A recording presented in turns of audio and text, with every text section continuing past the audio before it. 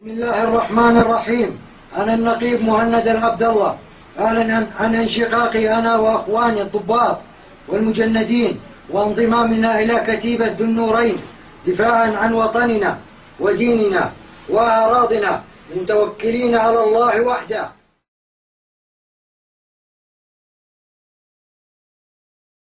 الحمد لله معز الإسلام بنصره ومذل الشرك بقهره. أنا النقيب مهند العبد الله، قائد كتيبة ذي النورين في المنطقة الوسطى، واكتمل نصاب الثورة بتشكيل الجيش الحر وبضم الثوار والجيش الحر تحت راية واحدة. بدأنا بعون الله نحقق النصر تلو الآخر، وشاهدنا هو الميدان وساحات القتال، وشاهدنا هو الميدان وساحات القتال، وشاهدنا هو الميدان وساحات القتال.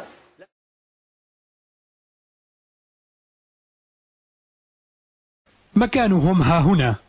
هذا هو أحد أنفاق الصرف الصحي في مدينة حمص في منطقة القصور. إنه المكان الذي ألقي فيه القبض على هؤلاء الإرهابيين بعد خلاف دب بينهم وبين المسلحين ليلاقوا مصيرهم بين أيدي أبطال الجيش العربي السوري. اعترافاتهم بألسنتهم، الأعمال الشنيعة التي قاموا بها والتي أوصلتهم لمكان لا يليق إلا بأمثالهم. في عدة أشخاص كانوا هن من عشائر فاجوا اتفقوا بدهم يشكلوا كتيبة، فشكلنا شيء اسمه اتحاد ثوار عشائر في المنطقة الوسطى بحمص كتيبة ذي النورين. قالوا لي مهند انت اطلع انت اقل بيان انك انت نقيب من صفوف الجيش العربي السوري وانشققت عن الجيش الأسدي ومن هالكلام هذا أختي الكريمة. فهالشيء هذا كذب. بقول يا أخواتي والله هذا طريق طريق قصير جدا، ما من وراه فايدة. ليش أنت عم تقتل أخوك والله حاج.